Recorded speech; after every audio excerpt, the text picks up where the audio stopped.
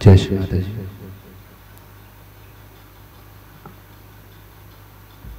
आप और हम सब इसी परिवार के सदस्य हैं और श्री माता जी का स्वागत हो गया, यानी सबका स्वागत हो गया। तो मैं सर्वप्रथम श्री माता जी का कोटि कोटि धन्यवाद करता हूँ कि आज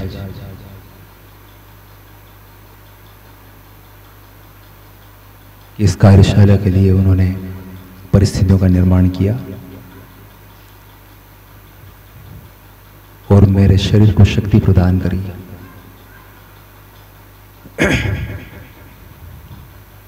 श्री माता जी से विनम्र प्रार्थना है कि श्री माता जी कृपा करके आप हमारे चित्त में आकर, हमारी वाणी में आकर आज की कार्यशाला का मार्गदर्शन कीजिए और हमें आपके योग्य और आपका यंत्र बनाए।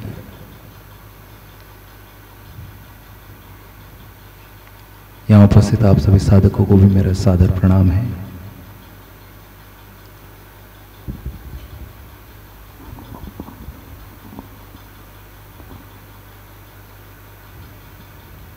आध्यात्मिक दृष्टिकोण से आज की कार्यशाला बहुत महत्वपूर्ण है।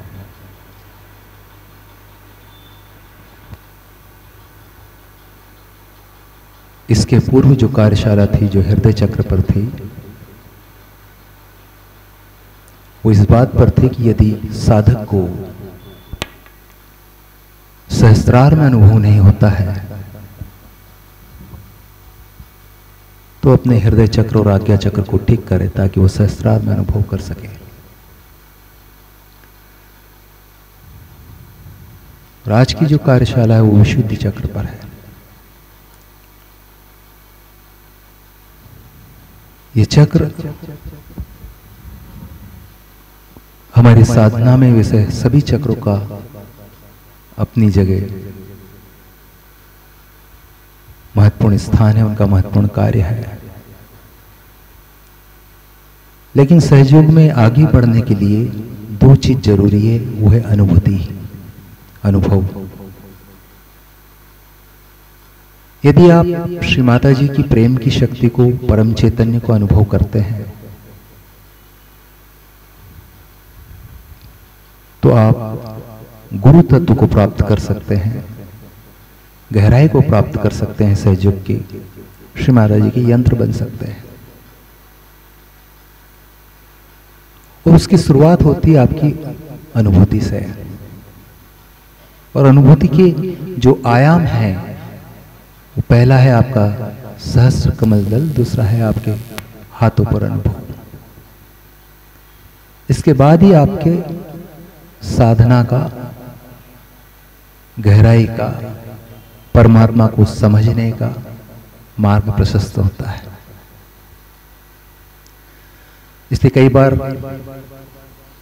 जब हम सामूहिक ध्यान करते हैं या व्यक्तिगत मुलाकात करते हैं, बात करते हैं, तो एक ही चीज पूछी जाती है, आपको अनुभव होता है?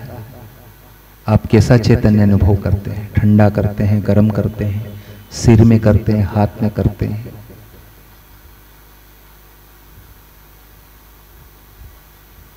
तो महत्वपूर्ण चीज है हमारी गहराई की, वो है अनुभूति। हर साधक को अनुभव होना ही चाहिए, क्योंकि वो अनुभव ही उसको श्री माता जी को समझने की, परम चैतन्य को समझने की शक्ति प्रदान करता है। जिस चक्र के बारे में आज हम बात कर रहे हैं उसे विशुद्धि चक्र कहते हैं, जिसका अनुभव हम दोनों उंगलियों पर करते हैं। विज्ञान में इसे सर्वाइकल प्लेक्स कहते हैं।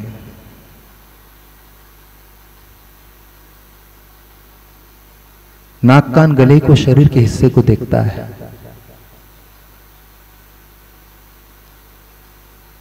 और जिन साधकों को हाथ में अनुभव नहीं होता है वो चैतन्य को अनुभव नहीं कर पाते हैं। इसका अर्थ है कि उन्हें अपने विशुद्धि चक्र को स्वच्छ करने की, वहां पर श्री माता जी के प्रेम की शक्ति को प्राप्त करने की आवश्यकता है।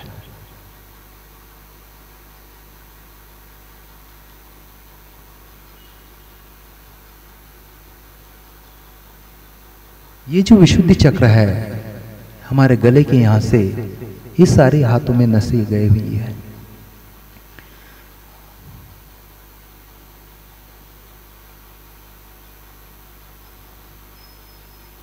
और इसकी 16,000 पंखुड़ियां हैं। इस पर जो अधिष्ठित देवता है वो श्री कृष्ण है। और श्री कृष्ण 16 कलाओं को जानते थे। वो श्री कृष्ण इस पृथ्वी पर एक पूर्ण अवतार थे। राम का अवतरण होने के बाद दूसरा जो अवतरण श्री कृष्ण जी का हुआ है। राम भी विष्णु का अवतरण थे, लेकिन उनको भुला दिया गया था कि आप एक अवतरण हैं, आप दिव्य शक्ति हैं, इसलिए उन्होंने अपने साधारण जीवन को जिया। इसलिए उनका स्थान हमारे दाहिने हृदय में है। और श्री कृष्ण एक पूर्ण अवतरण, क्योंकि जब श्री रामचंद्र जी इस पृथ्वी पर आए तो लोग बड़े गंभीर धर्म के प्रति गंभीर हो गए थे। सीरियसनेस उनके अंदर आ गई थी। फिर उन्हीं राम विष्णु जी के अवतरण को श्री कृष्ण के रूप में आना पड़ा, आनंद देने के लिए, लीला करने के लिए, आपको सीरियसनेस से बाहर लाने के लिए।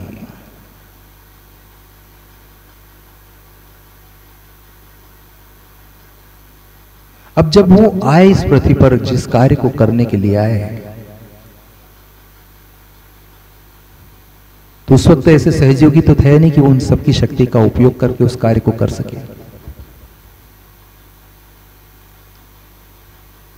तो उन्होंने अपने अंदर से ही अपनी उनकी जो शक्तियां हैं 16,000,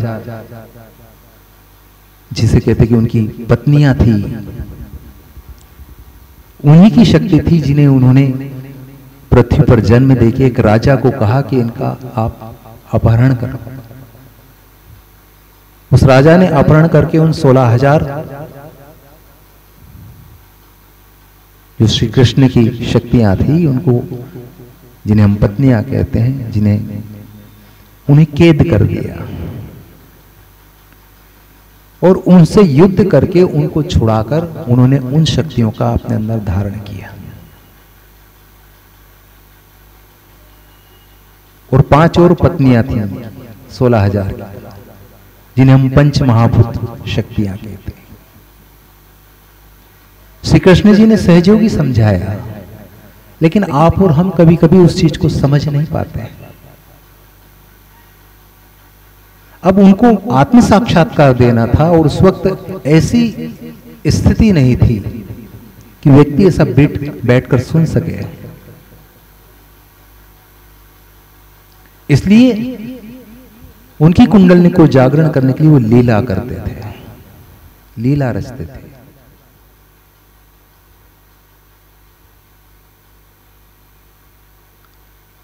और जो उनका रंग था वो नीला,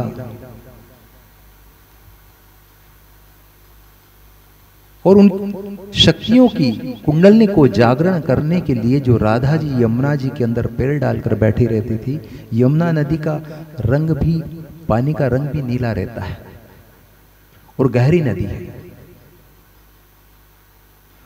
तो जब वो बाल्यावस्था में थे, अबोध स्थिति में थे, तब उन्होंने लीला रची उनकी शक्तियों का जागरण करके उनके वस्त्र को चुरा लेना, ताकि जिस यमुना जी में राधा जी के पैर डालकर राधा जी बैठे हुए वो पानी चैतन्य था, उससे लोग, वो जो शक्तियां थी, जो गोपियां थी, वो ज्यादा देर तक उस पानी में रहे और उनकी कुंडलिनी जागृत होने में उन्हें मदद मिले।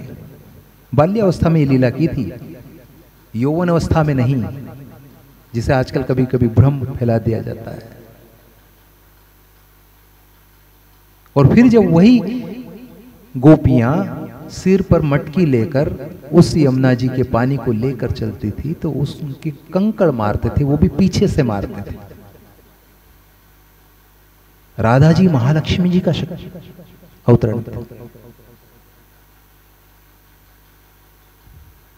और वो जो पानी, चैतन्यत पानी जो इसमें राधा जी के पैर यमुना जी के अंदर थे, वो रेस कर रीढ़ की हड्डी के अंदर गोपियों के अंदर आता था और उनकी कुंडलनी शक्ति का जागरण होता था।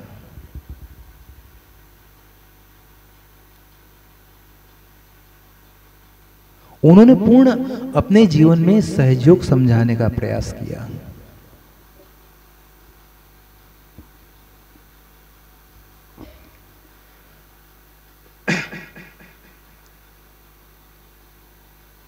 और यमुना नदी जो है वो बहुत गहरी नदी है। जब वो द्वारिका के राजा बन गए, बड़े हुए, वहां यमुना नदी नहीं थी, वहां नर्मदा और ताप्ती नदी थी।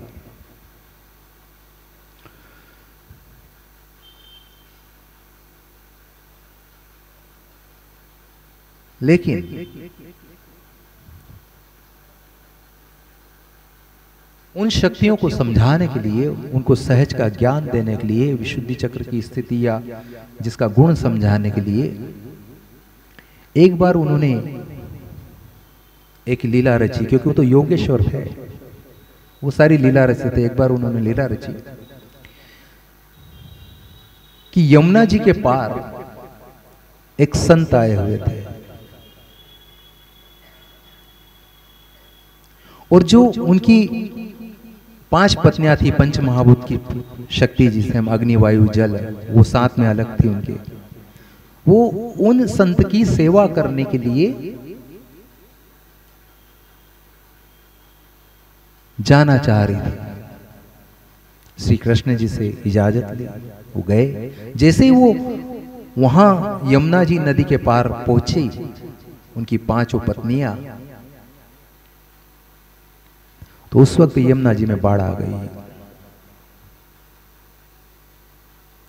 पुनः वो श्री कृष्ण जी के पास वो 5 पत्नियां आकर कहती है, पंच महाभूत की शक्तियां, कि उसमें तो बाढ़ आ गई है, हमें उस पार जाना है, क्या करना है।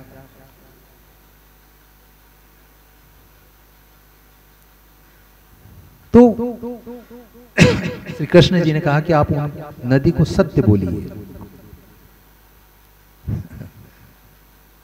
सत्य क्या बोलिए? कि आप ये बोलिए नदी के पास जाकर कि श्री कृष्ण ब्रह्मचारी है।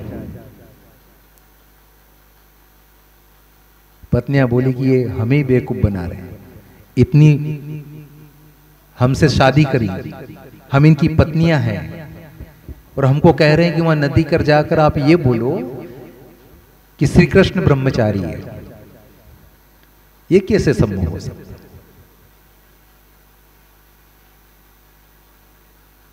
उन्होंने बोला, यमुना जी के पास जाके उन पंच महाभूत 5 पत्नियों ने बोला कि हे यमुना जी, श्री कृष्ण जी ब्रह्मचारी है, कृपा करके आप, हमें उस पार जाना है, आप उतर जाइए। यमुना जी के अंदर जो बाढ़ थी वो उतर गई, उस पार गए। जो संत आए हुए थे उस पार, उन संतों को उन्होंने खाना खिलाया, भोजन कराया, उनकी सेवा की।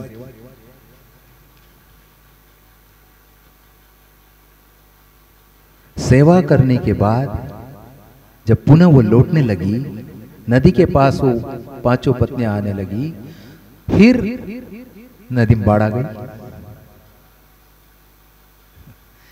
फिर वो उस संत के पास 5 पत्नियां गोपियां गई, उन संत से कहा कि हमें उस पार जाना है, यमुना जी में बाढ़ आ गई, क्या करें? तो उन्होंने कहा कि आप आए कैसे थे? बोले कि उस वक्त जब बाढ़ आई थी तो श्री कृष्ण जी ने हमसे कहा था कि श्री कृष्ण ब्रह्मचारी है, ये कह दीजिए, तो बाढ़ उतर गई। कहना ठीक है, अब आप कहना नदी के जाके बोल दो कि जो संत हैं उन्होंने भोजन ग्रहण नहीं किया है और वो उपवास पर है। ये सत्य बोल दो नदी को जाके। फिर उनके अंदर भ्रम आ गया कि ये अजीब बात है, खाना खाया, फल खाए और कह रहे हैं कि नदी जो गायब कह दो कि संत ने भोजन नहीं किया और जो है उपवास पर है। ये दृष्टांत मैं नया नहीं सुना रहा हूं, ये दृष्टांत श्री माता जी ने सुनाया है। पता नहीं आप लोग कितना श्री माता जी का इस पे सुन सकते हैं। श्री माता जी ने ये बात बताई है जो मैं आपसे बता रहा हूं। इस पे क्या आगे बताना चाह रहे हैं? जब उन्हीं पत्नियों ने यमुना जी के पास जाकर ये कहा कि संत उपवास पर है, उन्होंने कोई भोजन नहीं किया, आप उतर जाइए, हमें उस पार जाना है। नदी उतर गई।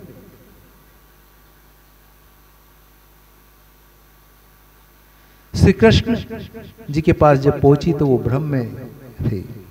श्री माता जी उसके बाद इसमें हम सबसे बताते हैं, इस वृत्तांत को सुनाने के बाद, कि यह एक संतों की अवस्था होती है। जब वो साधना करते हैं, जब वो ध्यान करते हैं, तो कार्य सब करते हैं लेकिन वो निर्लिप्त हो जाते हैं।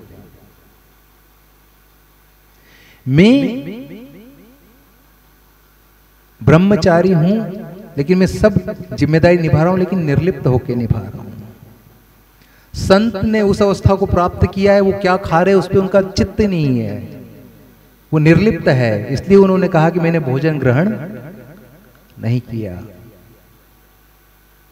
ऐसे ही सहयोग में एक स्थिति जो श्री माता जी हम सबको बताना चाहती है कि यदि वाकई आपको उस स्थिति को प्राप्त करना है तो आपको निर्लिप्त अवस्था में आना होगा, जो कि आपके विशुद्धि चक्र की साधना से धीरे धीरे आती, जो कि जिस समाज में, परिवेश में आप और हम जीते हैं, ये माया लोक जो है, ये माया लोक से हम प्रभावित रहते हैं, जिससे हमारा विशुद्धि चक्र पे प्रभाव रहता है, हम लिप्त रहते हैं।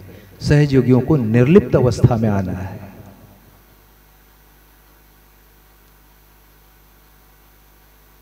इस घटना से वो एक मैसेज देना चाह रहे थे कि आप काम सब करें लेकिन लिप्त होके ना करें, निर्लिप्त होके करें। उन्होंने अपने जीवन काल में जब महाभारत का युद्ध हुआ और अर्जुन उनके पास गए तो उन्होंने कहा मैं तुम्हारे साथ तो चलूंगा लेकिन मैं कोई शस्त्र नहीं उठाऊंगा, मैं युद्ध नहीं लड़ूंगा, मैं केवल तुम्हारा सारथी बनकर चलूंगा, मैं युद्ध नहीं करूंगा। और युद्ध में जब वो जाते हैं, देखिए कितना मैसेज वो समझाने की कोशिश करते हैं आप और हम सबको कि हमें किस स्थिति पे सहयोगियों को समझना चाहिए उस बात को। जब युद्ध में वो जाते हैं तो अर्जुन से कहते हैं, उसके सामने जब वहां कुरुक्षेत्र में युद्ध होता है, एक साइड कौरव एक साइड पांडव रहते हैं, एक साइड उनके गुरु है, रिश्तेदार है, संबंधी हैं जो सामने खड़े हुए हैं, एक साइड इधर अर्जुन है और कृष्ण है। और कृष्ण अर्जुन से कहते कि इनको मार। जब वो मारने की बात कहते हैं तो फिर लोग कभी कभी गलत चीज का प्रचार करते कि कृष्ण तो हिंसा सिखाते थे। नहीं, जब अर्जुन प्रश्न करते हैं कि ये तो मेरे गुरु हैं, ये तो मेरे रिश्तेदार है, संबंधी हैं, तो कहते हैं कि जो इस पृथ्वी पर आया है उसको एक दिन मरना है, लेकिन ये पहले से मरे हुए हैं। इन्होंने इतना अधर्म किया है, ये उस अधर्म से पहले से मरे हुए, इसलिए तू इनको मार। तो वहां पे एक संदेश देते हो कि अधर्मी की नाश करना हिंसा नहीं है।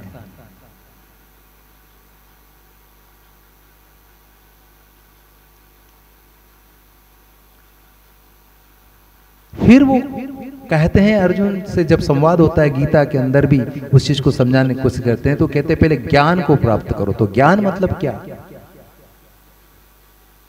ज्ञान मतलब आत्मबोध, आत्मानुभव, आत्म साक्षात्कार।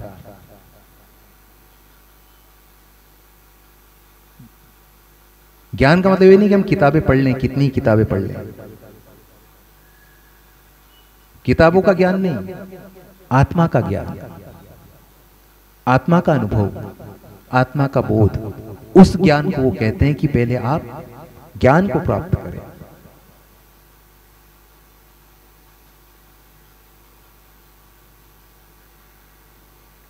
फिर दूसरी चीज वो सिखाते हैं आपकी अनन्य भक्ति करें। अनन्य भक्ति का अर्थ होता है कि जब आप साधना में बैठते हैं, जब आप ध्यान में बैठते हैं, तो उस दौरान कोई विचार, कोई व्यक्ति, कोई घटना नहीं होना चाहिए, केवल परमात्मा और आप,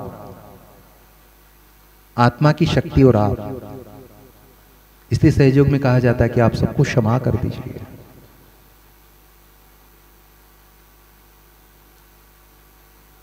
इसलिए बार बार किया जाता है कि आप निर्विचार होइए। निर्विचार आपको अनन्य भक्ति की ओर लेके जाती है, जहां कोई नहीं है, केवल परमात्मा है और आप हैं।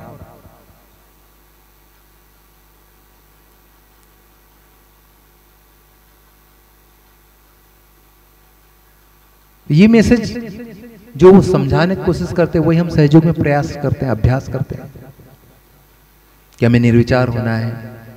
हम ध्यान में बैठे तो कोई नहीं रहे, केवल बस आनंद रहे। आनंद परमात्मा है, शांति रहे, शांति परमात्मा है, प्रसन्नता रहे, प्रसन्नता परमात्मा है। क्योंकि ये सब आत्मा के गुण हैं।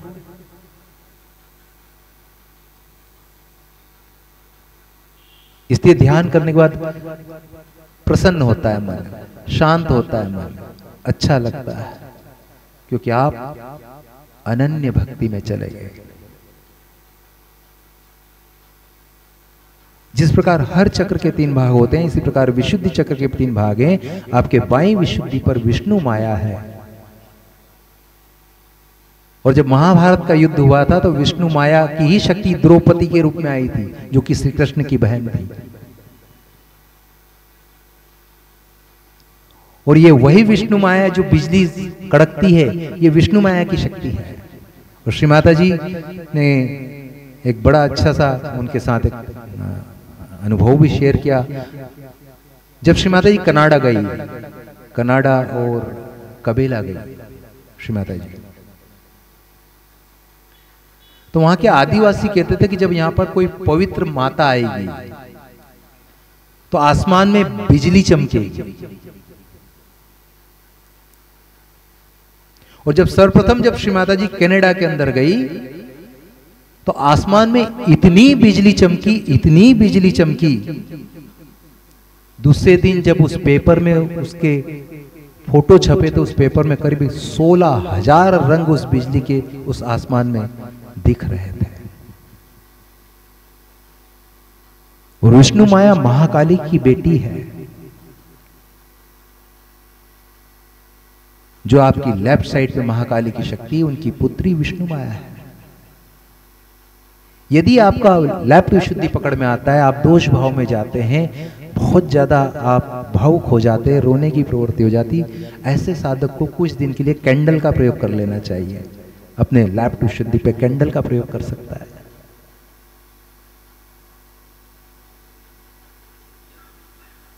और वही विष्णु माया जिसने जब श्री कृष्ण के अवतरण से पहले जन्म लिया था और आकाशवाणी की थी कि तुझको मारने वाला जन्म ले चुका है, वही विष्णु माया द्रौपदी के रूप में, श्री कृष्ण की बहन के रूप में इस संसार में, द्वापर युग में उन्होंने लीला अपना कार्य को किया था, लीला रची थी।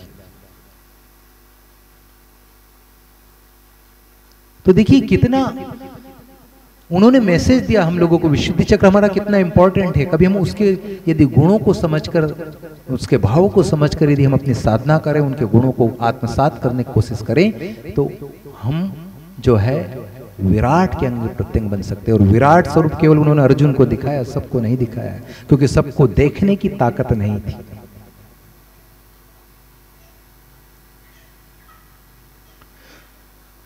तो जो ये विशुद्धि चक्र है, ये हमारे लिए इतना महत्वपूर्ण इसलिए भी है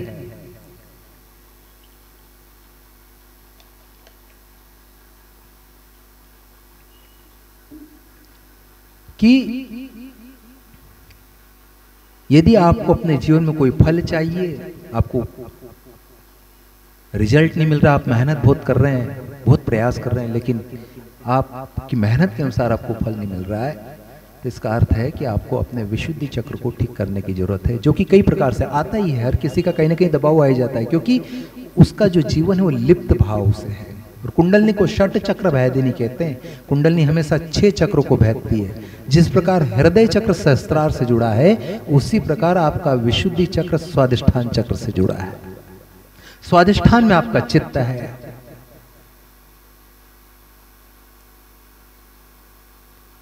और जब आप लिप्त होते तो वहीं से आपके अंदर प्रतिक्रिया आती है, और जब प्रतिक्रिया आती है, क्रिया की प्रतिक्रिया होती, तो वो सारा दबाव आपके विशुद्धि चक्र पर आता है, जो आपको फल नहीं दे पाता है आपकी मेहनत के अनुसार।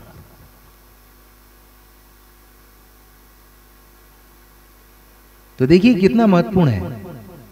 पहले निर्लिप्त होना है, और निर्लिप्त किससे हो जाएगा? चित्त से। साथ सहयोग में किस चीज की तपस्या है? चित्त की। कि चित्त में क्या है?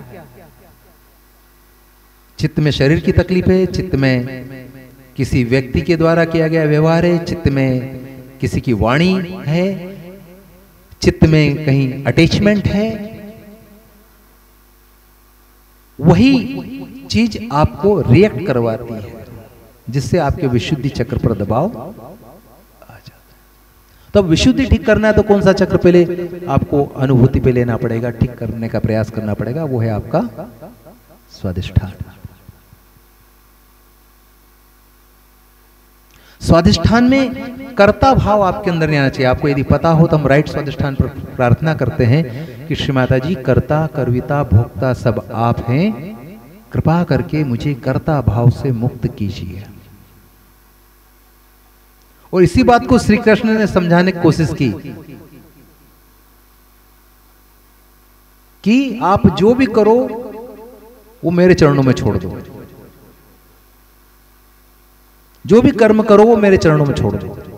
तो मानव का स्वभाव उसे आसानी से स्वीकार नहीं करता कि ऐसा कैसे हो सकता है कि हमने कुछ किया और आपके चरणों में छोड़ दें।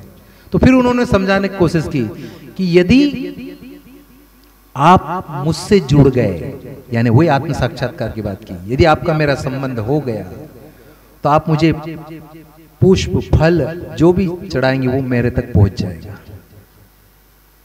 जो भी आप मुझे देंगे वो मैं स्वीकार कर लूंगा।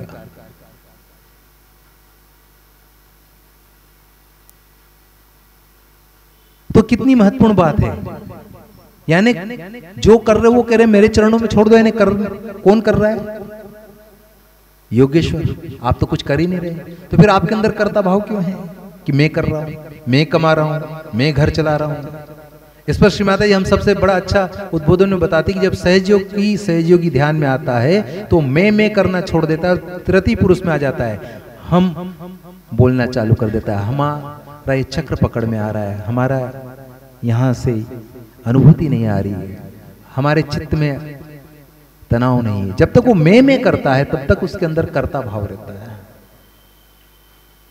अब यदि आपको कर्ता भाव से दूर होना है तो आप अपने राइट स्वादिष्ठान को अच्छा रखें, प्रार्थना करें कि मुझे कर्ता भाव से मुक्त कीजिए, यहां पर अनुभूति लीजिए, श्री माता जी का आह्वान कीजिए।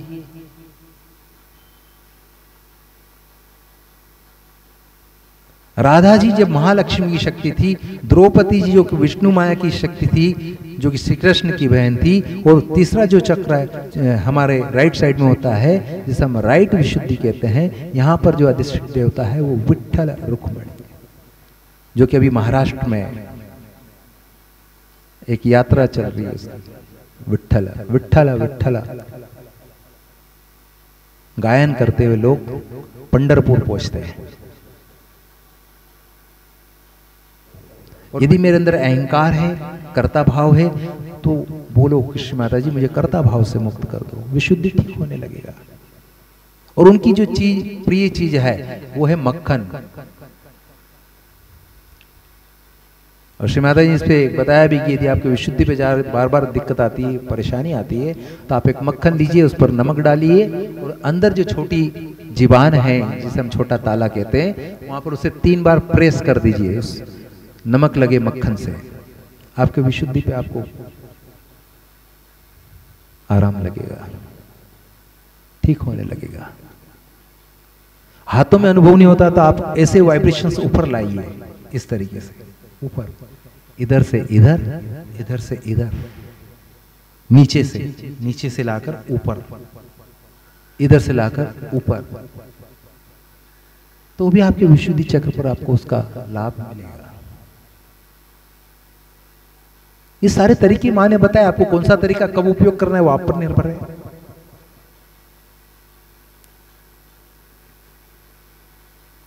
और ये सब हम लोगों के लिए बताया कि हम विराट के अंग प्रत्यंग बन जाएं। और विराट के अंग प्रत्यंग हम तभी बन सकते हैं जब हम निर्लिप्त होंगे, जब हम साक्षी भाव में होंगे, जब हम दोष भाव मुक्त होंगे, जब हम क्रोध मुक्त होंगे। अब ये सारी चीजें हम कहीं ना कहीं इनसे अपने आप को कभी क्या घिरा वही पाते हैं। मेरा तो ऐसा मानना है कि हमारी शक्ति का जागरण होता है तो कुछ पल के लिए एक अच्छी बात जो हमारे साथ घटित होती है वो ये कि हमें इसका बोध होता है कि मेरे अंदर ये चीज आ गई है। आत्म साक्षात्कार होने के बाद साधक के अंदर सर्वप्रथम इस बात का बोध होना चालू हो जाता है कि मेरे अंदर दोष भाव आ रहा है, मुझे गुस्सा आ रहा है, मेरे अंदर जो है तनाव है, मेरे अंदर कर्ता भाव है, मेरे अंदर अहंकार है। जब तक उसका आत्म साक्षात्कार नहीं होता तब तक वो ये बात मानता नहीं कि मेरे अंदर ये है। जैसे आत्म साक्षात्कार उसका घटित होता है तो अब फिर श्री माता जी कहती कि आप बोलिए, उस चक्र पर बोलिए, वहां बुलाइए, वहां अनुभूति लीजिए। आप उस चीज से जो प्रभावित है उससे आप अपने जीवन में धीरे धीरे परे हो जाएंगे, बाहर आ जाएंगे। लेकिन ये करना पड़ेगा, सुनने से नहीं, क्योंकि सहयोग में भी 3 रिंग चलती है। श्री माता जी हम सबसे बताते हैं, एक वो जो कभी सहयोग में आते हैं, कभी नहीं आते, एक वो जो कोई आयोजन होता है तो पहुंचते हैं, और एक वो जो कोई नियमित पहुंचते हैं, जो कि गहराई गहनता की ओर जाना चाहते हैं। तो यदि आपको गहराई को प्राप्त करना है, गहनता को प्राप्त करना है, तीसरी रिंग में आना है, तो आपको अपने ऊपर कार्य करना पड़ेगा, अपनी साधना पे कार्य करना पड़ेगा।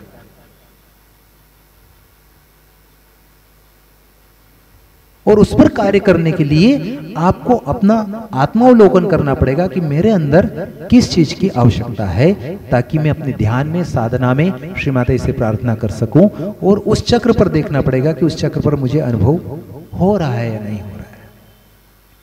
आप रोज विशुद्धि चक्र पर अनुभव लीजिए, देखिए आपका सब कुछ अच्छा होगा। बच्चे यदि अच्छा करेंगे तो परसेंटेज अच्छा बनेगा, क्योंकि हमारी भाषा थोड़ी सी विकृत हो जाती है। यंग एज में हो जाती, बड़े होते तो दूसरी भाषा का स्वरूप बदल जाता है। स्कूल लाइफ में रहते हैं, कॉलेज लाइफ में रहते हैं तो भाषा अलग हो जाती है, गृहस्थ जीवन में आते हैं तो भाषा अलग हो जाती है, व्यवसायिक जीवन में होते हैं तो भाषा अलग हो जाती है। कहीं ना कहीं हम रोज उसके ऊपर हमला करते रहते हैं, अपने उस चक्र के ऊपर। लेकिन उसको हम उससे परे होने का प्रयास नहीं करते, तो हमें परे होने का प्रयास करना है।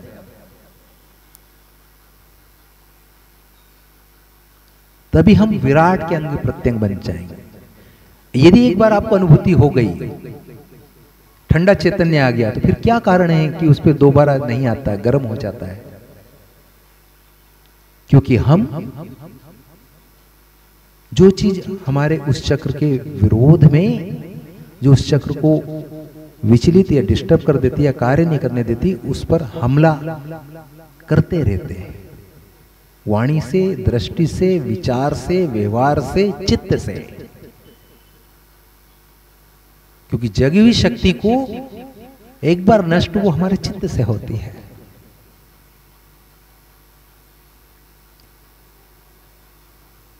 तो यही तो बात है कि आप काम सब करोगे और आनंद में रहोगे।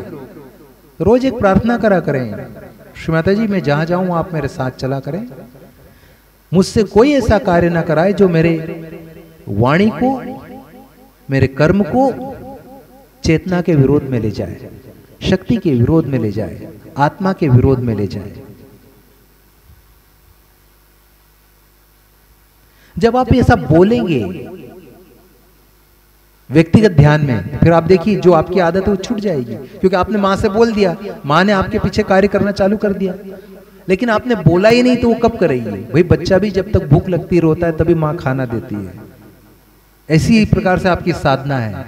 बहुत सारे सहयोगी कहते हैं नहीं साहब मैं तो कुछ नहीं करता, बस मुझे अच्छा लग रहा है, सब काम मेरे हो रहे हैं। बिल्कुल हो रहे हैं, होंगे भी, काम भी चलेगा, लेकिन यंत्र नहीं बन पाएंगे। और यदि यंत्र नहीं बन पाए तो कोई भी नेगेटिविटी जिसे हम कहते हैं वो हमला करके आपको डिस्टर्ब कर सकती, विचलित कर सकती, नष्ट कर सकती है। और यदि आप यंत्र बन गए तो हर आपके ऊपर होने वाला हमला परम चैतन्य आपको सुरक्षा कवच के रूप में आपकी चेतना की, आपके शरीर की, आपके चित्त की, आपके परिवार की रक्षा करेगा।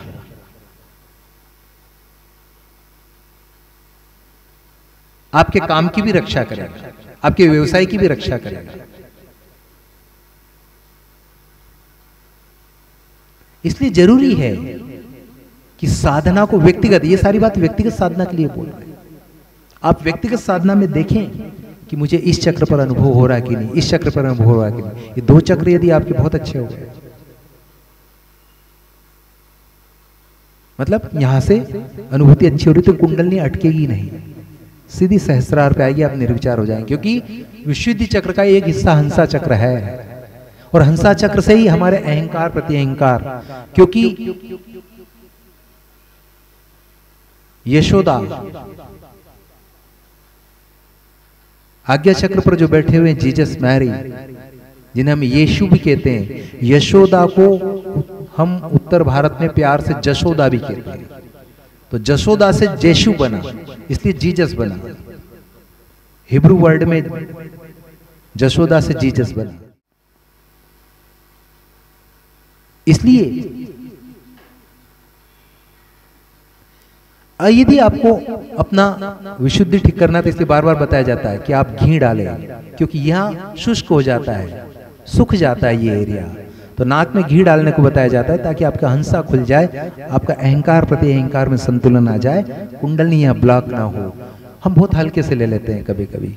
जब भी जो लोग मुझे मिलते हैं मैं उनसे पहले प्रश्न करता हूँ, घी डाला? कहना हाँ 2 बार डाला था, फिर नहीं डाला।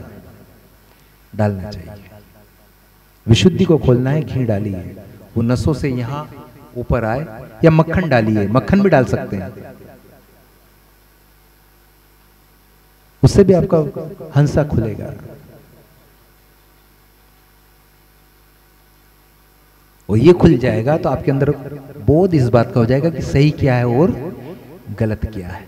आप कभी भ्रम में नहीं रहेंगे कि किसी चीज से, बुद्धि से, कि 10 लोग एक पक्ष में तो चाहे वो गलत हो तब भी मैं उस पक्ष में हूं। आपके अंदर उस चीज का बोध होगा, ज्ञान होगा, अनुभव होगा, वो हंसा से होगा। इसलिए हर सहयोगी को मक्खन या घी नाक में डालना चाहिए, लेकिन प्रयास करना चाहिए खाली पेट डाले।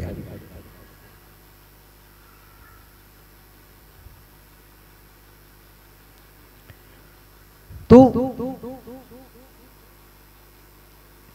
जो घी और मक्खन है उसमें तराई पैदा करता है, क्योंकि यह शुष्क हो जाता है। यदि आप अपने विशुद्धि को ठीक करना है आपको, तो आप अपना मक्खन का, घी का प्रयोग जरूर करें। और यदि आपका विशुद्धि ठीक हो गया, फिर आप देखिए आपकी सारी चीजें ठीक होने लगेगी। आपकी वाणी में शक्ति आएगी, कर्णप्रीता आएगी।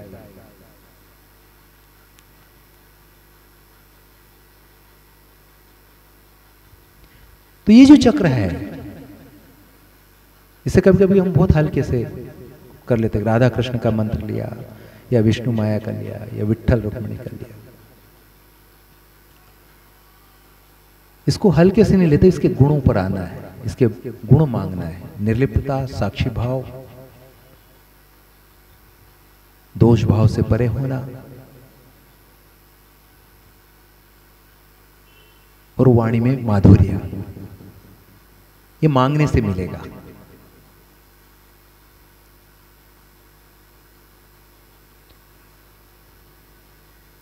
अब जो ये चक्र है, इस पर कई बार समझाया। एक बार नारद जी जो है, उन्होंने श्री कृष्ण जी की पत्नियों को भड़का दिया। श्री कृष्ण तो तुमसे प्यार करते ही नहीं है, वो तो राधा जी से ही करते हैं। तो वो जो है नारद जी का काम ही था, इसलिए कहते हैं ये नारद मुनि है, ये इधर का इधर लड़ाता है, इधर का इधर लड़ाता है। उनका नाम नारद पढ़ने के पीछे यही था। तो उन्होंने, नारद जी ने उनको भड़का दिया कि श्री कृष्ण आपसे प्यार नहीं करते हैं, राधा जी से करते हैं, और तुम्हें तो सिर्फ यूं ही चलाते रहते हैं। तो उनके अंदर ये भाव आ गए कि हाँ, श्री कृष्ण हमसे प्यार नहीं करते, राधा जी से ही करते हैं। वो कृष्ण जी के पास गए और उन्होंने कहा कि आप हमसे प्यार नहीं करते, आप तो राधा जी से ही करते हो। जैसे ही उन्होंने ये बात बोली तो श्री कृष्ण जी बोले, अरे मुझे बहुत तकलीफ, मेरा पेट दर्द होने लग गया। बोले क्या हो गया आपको? बोले मेरा पेट दर्द होने लग गया, आपकी बातें सुनकर मेरा पेट दुखने लग गया। बोले क्या करना है? क्योंकि वो धनवंतरी थे, श्री कृष्ण धनवंतरी स्वरूप थे। तो उन्होंने कहा ऐसा करो कि तुम्हारी पैर की धूली मुझे दे दो, उसमें फाक लूंगा तो मेरा पेट दर्द बंद हो जाएगा। अब देखिए कैसी लीला रचते हैं।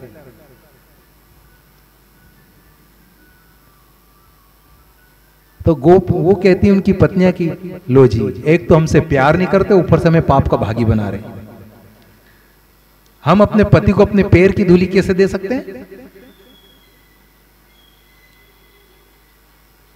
ये तो हम पाप के भागी बन जाएंगे। उन्होंने नहीं दिया। तो बोले जो भी मुझे अपनी पैर की धूली दे देगा, उसको मैं फाक लूंगा तो मेरा पेट दर्द बंद हो जाएगा। कि इतनी तरीके से उन्होंने समझाया। कभी कभी उस दृष्टांत को आप सुनेंगे तो आपको समझ में आएगा कि उसके पीछे मैसेजिंग क्या है। जब नारद मुनि उन्होंने नहीं दिया तो खोजते खोजते वो यमुना जी के पास, राधा जी के पास गए कि श्री कृष्ण जी का बहुत पेट दर्द हो रहा है। तो बोले क्या करना है? बोले उन्होंने कहा कि जो उनकी पैर की धूली दे देगा उसे वो फाक लेंगे तो उनका पेट दर्द ठीक हो जाएगा। अच्छा लो, ले लो मेरे पैर की धूली ले लो। राधा जी बोलते ये लो मेरे पैर की धूली। उनके पैर पीले पीले थे। कभी आपको वृंदावन जाने का मौका मिले तो वहां की मिट्टी पीली मिलेगी राधा जी के कारण। तो कहना लो, ले लो। वो उनकी चरण रज राधा जी की लेके आ गए। उन्होंने जो है वो चरण रज पानी में घोल के पी लिया, ठीक हो गए। नारद जी के अंदर भ्रम था, कृष्ण जी समझ गए ये क्या बात हुई। नारद जी ने प्रश्न किया कि ये कैसे कि ना मेरे हृदय की ओर देखो। श्री कृष्ण ने नारद जी से कहा मेरे हृदय की ओर देखो। जैसे ही नारद जी श्री कृष्ण के हृदय की ओर देखते हैं तो हृदय में राधा बैठी हुई है और उनके पैर कमल की ओर पीले पीले हुए हुए।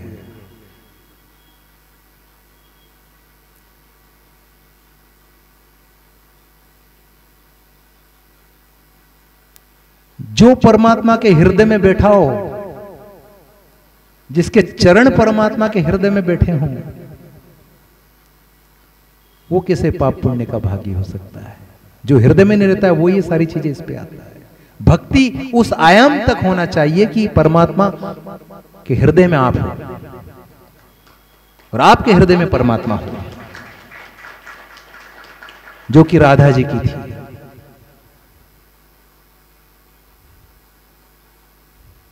उन्होंने उसका कोई पाप पुण्य का विचार नहीं किया।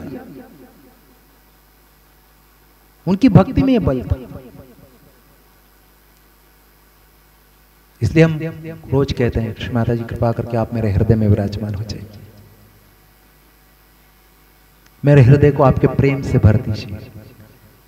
जब आप ये प्रयास करेंगे कि आप इन चक्रों के लिए रोज मांगेंगे, इन गुणों को मांगेंगे और जो आत्मावलोकन करके ये प्रार्थना करेंगे कि मां मुझे हमें इससे परे कर दो, इस खराबी से हमें दूर कर दो, तो आप पाएंगे कि आप परमात्मा के हृदय में विराजमान होते जाएंगे। क्योंकि आप गुणों में आते जा रहे हैं, शक्ति में आते जा रहे हैं और परमात्मा के हृदय में आप रहेंगे, आपके हृदय में परमात्मा रहेगा और आपके ऊपर होने वाले हर हमले को परमात्मा दूर से झेल लेगा, आपको नुकसान नहीं होने देगा।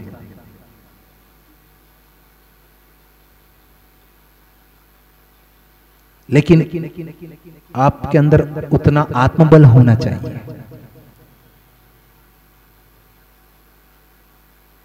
और विशुद्धि चक्र का दूसरा सबसे बड़ा प्रमुखता का गुण है वो है सामूहिकता।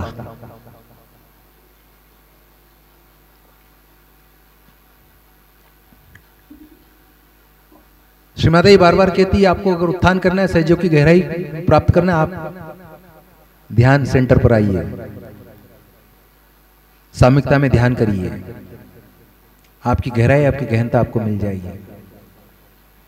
और यदि आप सामूहिकता में नहीं आते हैं तो श्री कृष्ण का आशीर्वाद नहीं मिल सकता, क्योंकि श्री कृष्ण ने कहा था जहां 7 लोग से ज्यादा आकर ध्यान करते हैं या जो सब एक समूह में बैठकर ध्यान करते हैं, वहां में स्वयं पधारता हूं।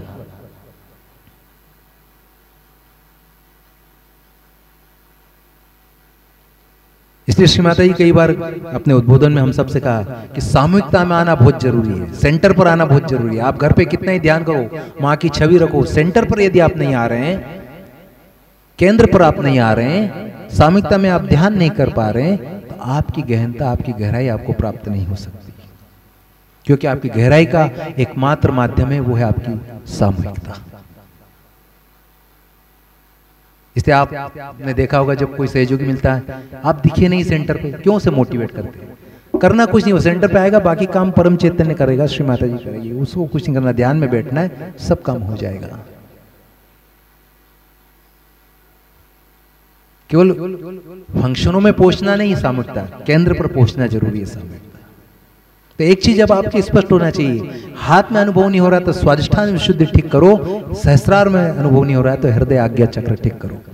अनुभव तीनों ही जगह होना जरूरी है, आपकी चंद्र नाड़ी पर भी, आपकी सूर्य नाड़ी पर भी, आपके सहस्त्र कमल दल में भी। जब आप तीनों जगह परमात्मा का अनुभव करेंगे तो फिर आपकी स्थिति अगली पायदान पर आप सहयोग की पायदान को प्राप्त करेंगे। और ये चीज कब घटित होगी हमारे अंदर? जब हम अपने अंदर आत्मावलोकन करेंगे और ध्यान में वैसी प्रार्थना करेंगे।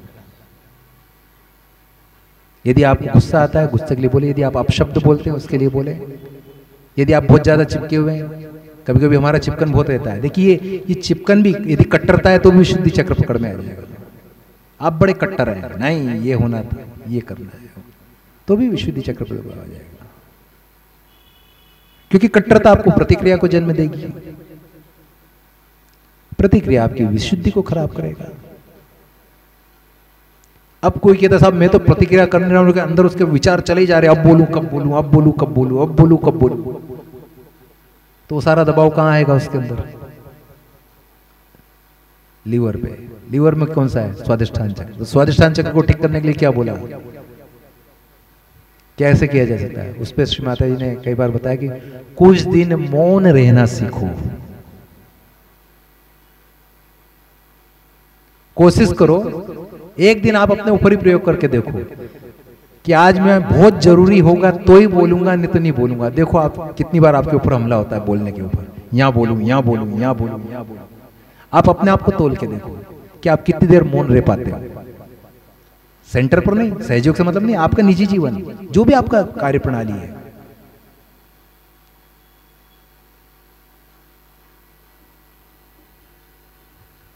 तो ये जो प्रतिक्रिया हमारे अंदर आती है, जो हमारा चित्त जिससे चिपका रहता है जिन चीजों से, और जो चित्त में रहता है वही सबकॉन्शियस में जाता है, वही सपने के रूप में आपके अंदर आने लगता है, आपकी बेकाज्ञा पर जाता है।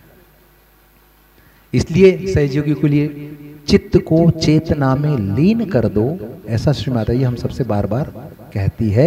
इसलिए जब हम ध्यान करते थे कहते आपके हाथों पर अनुभव करो, क्या हो रहा है, ठंडा हो रहा है, गर्म हो रहा है, कैसा अनुभव हो रहा है, ये चीज आप अनुभव करो।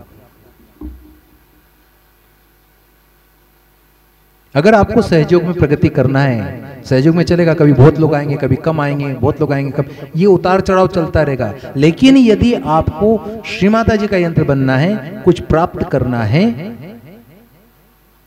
तो आपको ध्यान तो करना ही है, सामूहिकता में भी आना है और अपना आत्मावलोकन करके अपने दोषों को परे होने के लिए श्री माता जी से प्रार्थना करना है।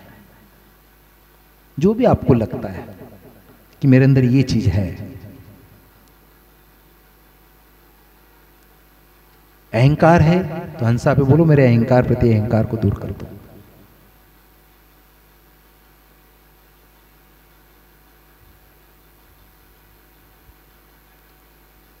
तो ये बात यदि वाकई आपका लक्ष्य है, फिर देखो कोई दिक्कत नहीं होगी।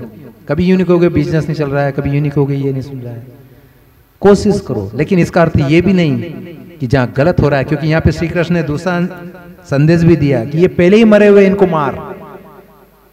जब हम ये बात कहते तो इसमें हम तुलना नहीं कर पाते हैं कि अभी मुझे क्रोध करना है या क्रोध नहीं करना है। क्रोध करेंगे तो कह देंगे ओ देखो अभी तो तुम कह रहे थे क्रोध नहीं करना और तुम खुद क्रोध कर रहे हो।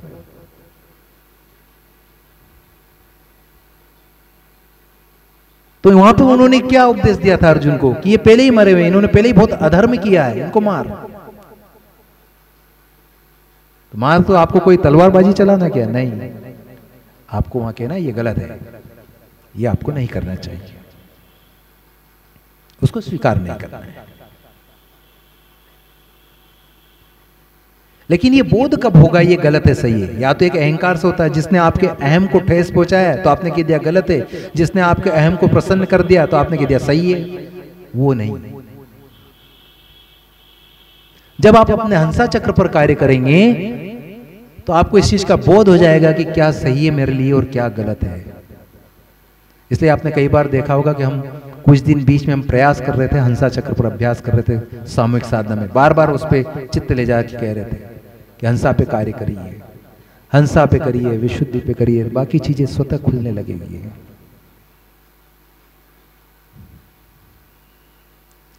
आपको बोध हंसा से ही होगा सही गलत का, उससे पहले बुद्धि से होगा। किसी को मानते उसकी बात से होगा कि आप मैं इसका सम्मान करता हूं, इन्होंने बोला तो सही होगा। नहीं, आप सहयोगी हैं, आप चेतना पर देखें, अपने अंदर श्री माता जी से पूछे, अंदर अपनी आत्मा की आवाज सुने, वो आपका सही मार्गदर्शन करेगी। लेकिन उसके लिए ध्यान करना पड़ेगा, सामूहिकता में आना पड़ेगा, रोज प्रार्थना करनी पड़ेगी कि मुझे विराट का अंग प्रत्यंग बनाइए। विराट का अंग प्रत्यंग बनना मतलब क्या? आप परमात्मा का अंश बन गए। और अंश कब बनोगे? जब आप निर्मल होगे, आपका शरीर, आपका चित्त, तब परमात्मा आपको धारण करेगा।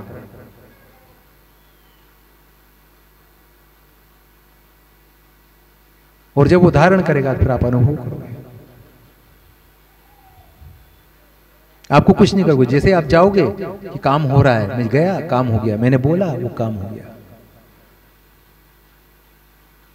परमात्मा आगे रह रहे कि आपके लिए सब करेगा, आप कहने नहीं जाओगे, उसका चित्त आपके ऊपर रहता है 24 घंटे।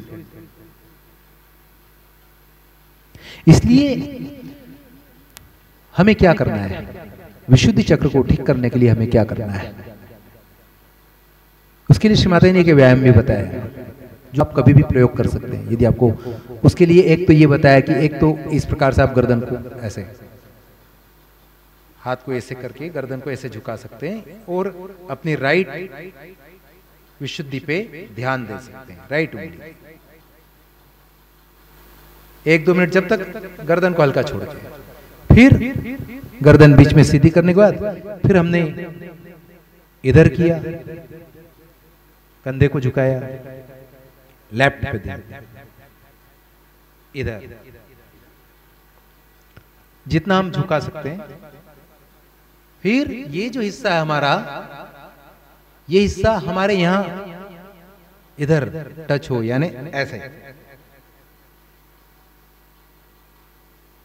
हमारी ठुड्डी जो है वो गर्दन की, ये रीढ़ की हड्डी सीधी हो। इसके बाद फिर ये दोनों उंगली ऐसे कान में डालने के लिए, ऐसे डाल के इसको ऐसे घुमाया जाता है, ऐसे डाल के ऐसे ऐसे, और ऐसे घुमाने के बाद ये जो हमारी जीबान है इसको ऐसे फोल्ड करके तालवे पे चिपकाया जाता है, ऐसे।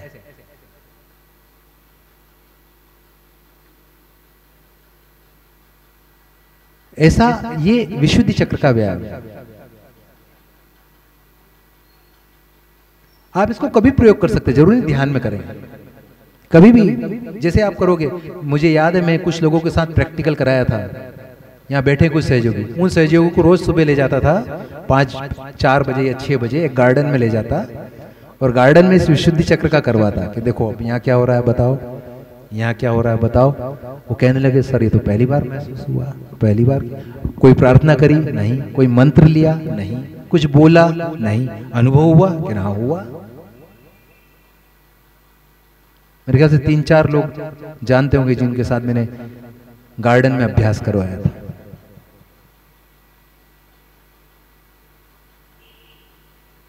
और इसका जो मंत्र कभी कभी हम बोलते हैं अल्लाह अकबर, आप सहयोग में हम कहते हैं ना, अल्लाह मीन्स क्या, श्री कृष्ण, और अकबर मीन्स क्या, विराट। तो आप इस व्यायाम का भी प्रयोग कर सकते हैं, इससे भी आपको बहुत मदद मिलेगी। अब चूंकि ये चक्र आपका जुड़ा हुआ है किससे, स्वादिष्ठान से। अब मुझे पता है यहाँ बहुत सारी सहयोगिनी बहनों को या भाइयों को भी हो शायद एक उम्र के बाद दिक्कत होती है, कमर की दिक्कत, कमर दर्द कर रही है, घुटने दर्द कर रहे हैं, जांग दर्द कर रही है, यहां से होती है। कितने को होती है, हाथ ऊंचा करो, होती है तो हट जाइए।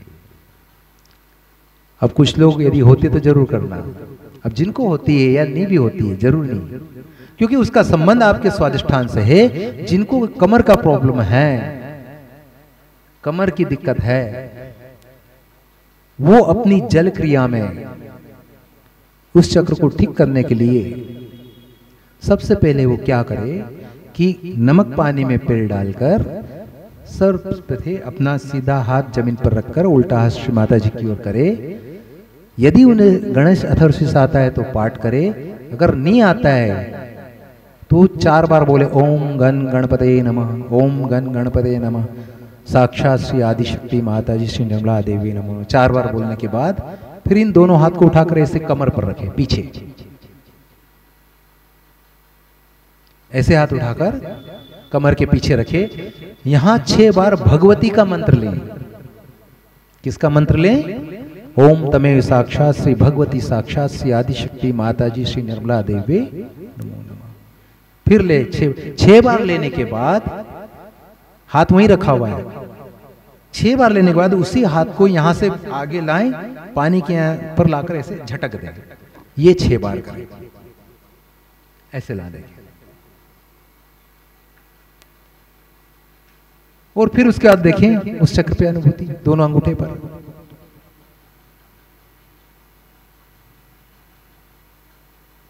फिर आप देखिए कमर की प्रॉब्लम से दूर होते जाएंगे।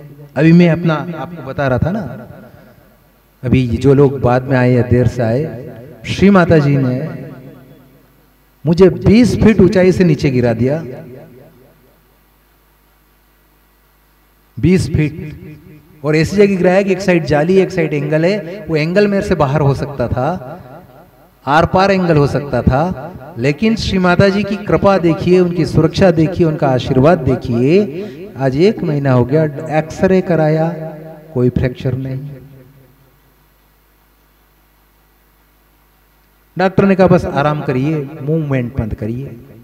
फिर डॉक्टर भी मोनो पॉलिसी रहती है, भाई ये ऊपर से गिरा है तो पैसा कमाओ,